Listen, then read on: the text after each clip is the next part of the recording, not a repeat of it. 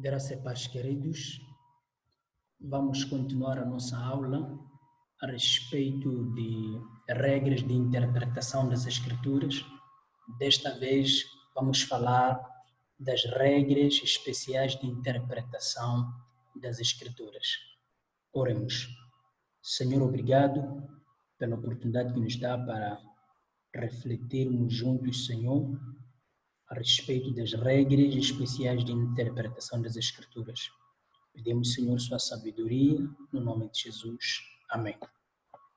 Queridos, a primeira parte das regras de hermenêutica, nós falamos de 6 regras e terminamos com a sexta regra, que tem a ver com a interpretação que tem que ser feita à luz da coerência teológica, que não devia fugir dos padrões teológicos da comunidade geral.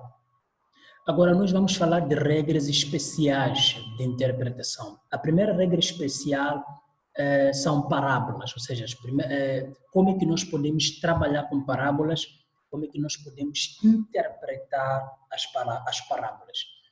Certos tipos de literatura bíblica pedem regras especiais de interpretação. Examine, por exemplo, a parábola para determinar a verdade central que está sendo ensinada. Ou seja, quando você se depara no texto com uma parábola, sobretudo nos evangelhos e também em algumas passagens do Antigo Testamento, é sempre importante determinar a verdade central que esta parábola tenciona ensinar ou transmitir. Conceituando a parábola, ela é entendida como uma história real, tirada do cotidiano, que é elaborada em torno de uma ideia ou pensamento principal. A parábola é uma história terrena com significado espiritual, ou seja, as lições que a parábola vai trazer são os que nos interessam bastante. Vai ser algo do dia a dia, algo que nós lidamos com ela, sobretudo de conhecimento do povo. No entanto, o objetivo final é nos transmitir um significado espiritual ou uma lição moral que nós devemos seguir.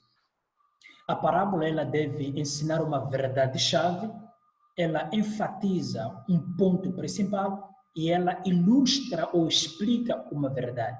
Mateus 20, esse texto aí vai mostrar de fato isso. Nem todos os detalhes da parábola têm grande importância. Observe como eles se relacionam à verdade principal que está sendo ensinada, porque é possível que seja apenas um detalhe simples que não está diretamente relacionado à verdade principal que você quer transmitir, ou seja, que o texto quer transmitir. A maioria das parábolas encontra-se nos evangelhos sinóticos, neste caso Mateus, Marcos e Lucas. Exercícios de aplicação a respeito desta primeira regra de interpretação, regra especial de interpretação parábolas. Regra especial número 2 são os provérbios. Examine o provérbio para determinar o que este provérbio, neste caso, ensina sobre como viver de forma sábia. Qual é a definição que nós temos ou a compreensão que nós temos de um provérbio? Um provérbio é um dito sábio ou uma comparação. É um simples afirmar da verdade. Contém a sabedoria de Deus a respeito do viver sensato. Ensina princípios e não promessas. É por isso que fica muito difícil, ou seja, em algum momento fica difícil procurar promessas em provérbios, enquanto provérbios veicula princípios. Veja, Provérbios 22, versículo 6, o texto diz: filhos que são criados corretamente sempre serão cônscios do caminho correto. Sigam eles ou não? Isso não é necessariamente, se nós formos a ler em outras versões, vai parecer que é uma promessa. Quando diz, pais que devem criar os filhos na doutrina do Senhor para que ao crescer não se desviem dela. Vai parecer uma promessa, mas não é necessariamente promessa, são princípios.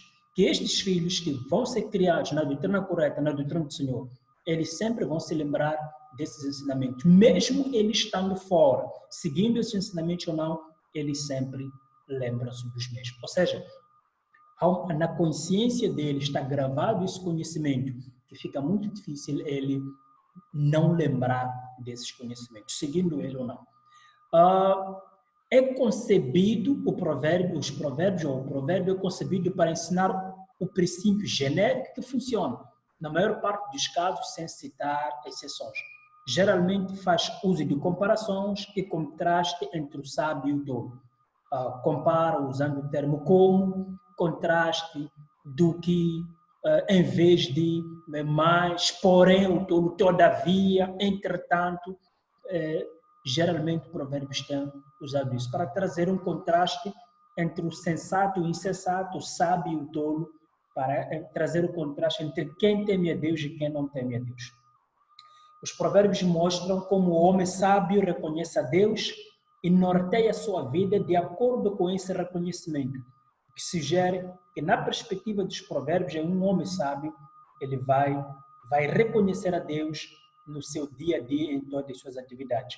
E esse reconhecimento vai determinar a sua conduta diária, ou seja, a sua vida toda. Os provérbios essa regra demonstra como o homem insensato ignora Deus e como vive sua vida como se Deus não existisse. Por isso, o Salmos também diz, o insensato diz no seu coração, não a Deus. Provérbios, à semelhança dos livros poéticos, contém muitas figuras de linguagem. Ilustra a lei da semeadura, a lei do semear e colher, e também ilustra a lei da causalidade, ou seja, a causa e efeito. Provérbios faz distinção entre conhecimento, não é? Que nós entendemos como conteúdo, observação, o que nós trabalhamos na primeira fase como observação, e nós dissemos que a observação permite-nos o conhecimento, ajuda-nos a ter conhecimento, mas também faz distinção entre entendimento e compreensão, o que nós entendemos como interpretação, e faz distinção de conhecimento, entendimento e sabedoria. E sabedoria, na perspectiva da regra especial de Provérbios, significa perícia ao aplicar o conhecimento à vida, a aplicação. O sábio é aquele que aplica aquilo que ele conhece. Os provérbios aparecem primordialmente na literatura de sabedoria, aquilo que chama-se literatura sapiencial, existente na Bíblia. Por exemplo, Provérbios é uma literatura sapiencial, Eclesiastes é uma literatura sapiencial e Tiago, entre outras, é entendido como literatura sapiencial. Nota que alguns provérbios aparentam ser promessas. Por exemplo, Provérbios 3, 5 a 6. Embora, quando seguido à risca, o princípio possa gerar o mesmo resultado que a promessa, constitui natureza proverbial expor um princípio ao qual poderá haver ou não exceções, em lugar de ser uma promessa garantida. O que estamos a querer dizer? Pode um provérbio aparentar ser promessa, mas não significa que seja necessariamente uma promessa garantida, mas um princípio que, se seguido, vai trazer o mesmo resultado que muitas vezes encontra-se quando segue-se a risco uma promessa. A terceira regra especial é poesia. Examine a linguagem figurativa e a estrutura paralela da poesia hebraica para determinar seu significado. A poesia hebraica não rima em som ou através de palavras. Não rima ideias, pensamentos, conceitos e imagens. Contém muitas figuras de linguagem e palavras simbólicas. Geralmente, a segunda linha dirá algo acerca da primeira linha. Reafirma a mesma verdade. Aqui, quando a segunda linha diz algo acerca da primeira linha, vem com o intuito de reafirmar a mesma verdade, explica ou enfatiza a mesma verdade. Vamos ler Provérbios 9, versículo 9, para, se calhar, percebermos o que nós estamos a falar aqui. Provérbios 9, 9. O que diz o texto? Instrua o homem sábio e ele será mais sábio. Ensina o homem justo e ele aumentará o seu saber. Estamos a ver, instrua o homem sábio, ele será mais sábio, a primeira linha, e diz o texto, ensina o homem justo, ele aumentará o seu saber, e a segunda linha. Essa segunda linha reafirma a primeira linha. Explica ou enfatiza a mesma verdade, Provérbios 5, 22, diz o seguinte: as maldades do ímpio o prendem, ele se torna prisioneiro das cordas do seu pecado. Aqui já estamos diante de uma explicação ou a ênfase da verdade. Também, ou da mesma verdade. Também os provérbios têm a ideia de afirmar uma causa e efeito, a ideia de que se nós fazermos isto, vai resultar nisto, se não se fizer isso, vai resultar outra coisa. Por exemplo, consagra ao Senhor tudo que você faz, os seus planos serão bem-sucedidos. É causa e efeito. Consagra ao Senhor tudo que você faz e seus planos serão bem-sucedidos. Aparenta ser uma promessa, mas na verdade estamos diante de uma causa e efeito. Que quando você faz isso, sempre vai gerar isso. 4, neste caso ainda na poesia, a poesia estabelece um contraste ou comparação. Não é? A poesia hebraica vai estabelecer um contraste ou comparação. A estrutura paralela comum de duas linhas da poesia hebraica pode ser claramente observada em Provérbios 9, versículo 8. Nós já tínhamos lido 9, agora vamos ler o versículo 8, diz: não repreenda o zombador, caso contrário ele o odiará. Repreenda o sábio e ele o amará. Zombador, o insensato, o imprudente, o tolo. E estamos diante de contraste que aqui é apresentado.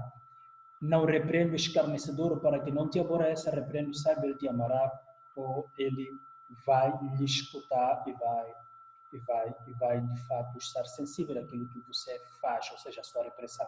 Repare também que a linha 2 contrasta a resposta de pessoas diferentes ao serem repreendidos. As duas pessoas, o zombador é repreendido, o sábio é repreendido. Acontece a mesma coisa, mas o resultado que os dois, ou que as duas figuras trazem, é diferente. Um odeia e o outro torna-se mais sábio, ou seja, o outro ama pelo fato de ter sido repreendido. Qual é a regra que nós devemos observar aqui? Sempre procure determinar como a linha 2 impacta a linha 1. Como a linha 2 reafirma a linha 1, influencia a linha 1. A poesia hebraica encontra-se primordialmente em Jó, Salmos, Provérbios e Cântico dos Cânticos e em parte de livros proféticos como Isaías. Algumas pessoas, ou seja, algumas figuras chegaram a dizer que até Lamentações são poesias. E se utiliza de muitas figuras de linguagem e símbolos. Exercício de aplicação. Regra número 4. Figuras de linguagem. Determine qual é a figura de linguagem utilizada e avalie seu impacto sobre a ideia ou verdade exposta.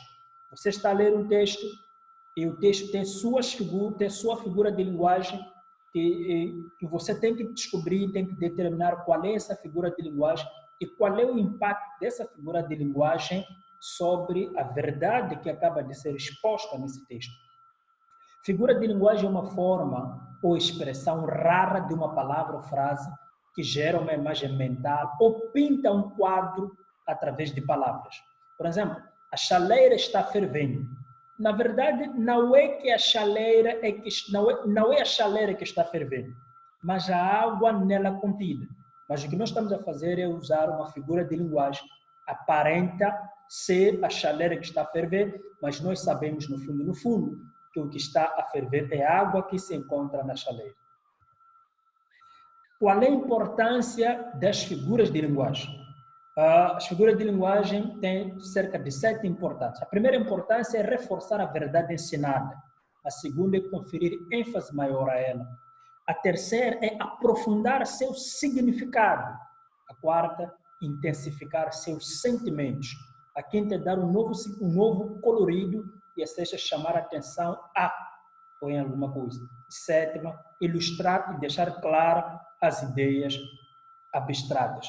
Às vezes nós pensamos que a figura de linguagem traz dificuldade, mas quando bem compreendida, traz clareza, assim como algumas parábolas trazem clareza. A linguagem figurativa ainda é literal, como nós falamos quando falamos de interpretação literal, falamos de interpretação literal sem rodeios, interpretação figurativa literal. Então, estamos a dizer que a linguagem figurativa ainda é literal, no sentido de que a ideia que está sendo comunicada é clara e verdadeira. Não há nenhuma alegorização ou espiritualização. Quais são as figuras de linguagem comuns nas Escrituras ou na Bíblia? Aqui temos símile.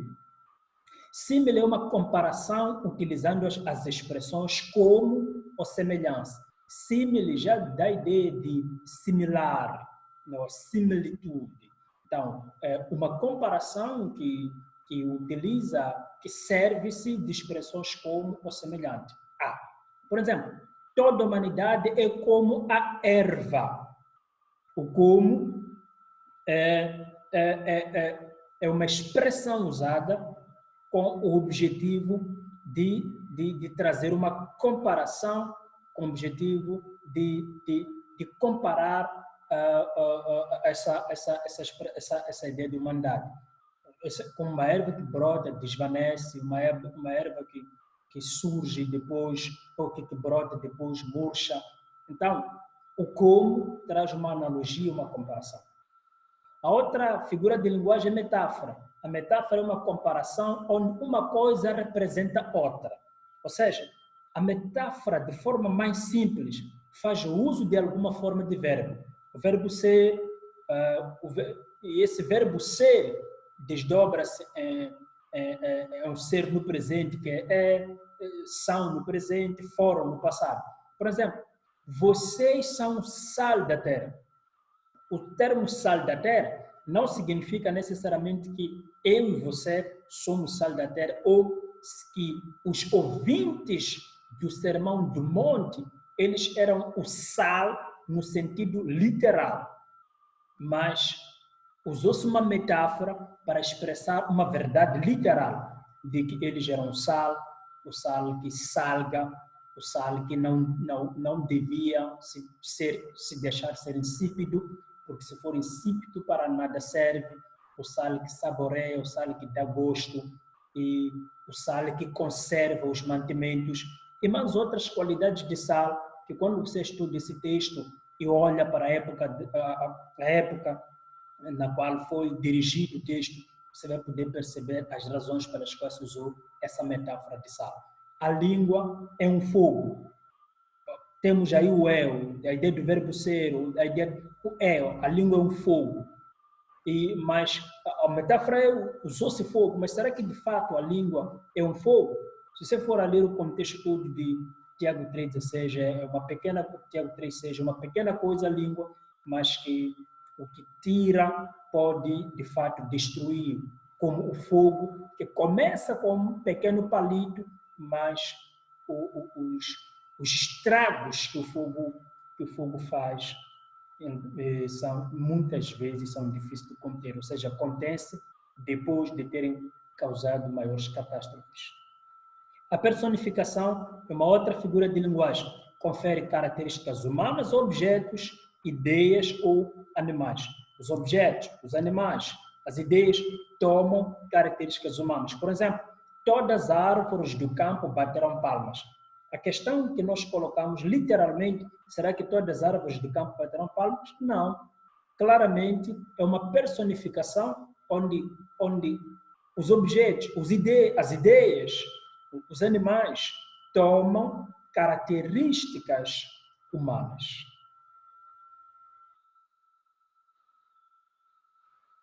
Outra figura de linguagem comum é antropomorfismo. Provavelmente vocês estudaram isso em teologia própria ou teoteologia, onde se fala que antropomorfismo é atribuição das qualidades humanas a Deus. Antropomorfos, não é? A ideia de atribuir as qualidades humanas a Deus. Por exemplo, a boa mão de nosso Deus estava sobre nós. O que se faz aqui no antropomorfismo? Pegou-se a qualidade humana a mão do homem, não é? E atribuiu-se a Deus. Então, coloca-se, a boa mão do nosso Deus estava sobre nós. Será que Deus tem uma mão como a nossa? Será que Deus tem um dedo como o nosso? Tem uns pés como o nosso? Um corpo físico como o nosso? Claramente, nós entendemos que Deus ele é espírito. Apenas está a servir-se de uma linguagem antropomórfica para ser entendido pelos humanos que ele tenciona comunicar-se com eles. A expressão idiomática, uma forma peculiar de se dizer algo é uma língua particular, partir do pão.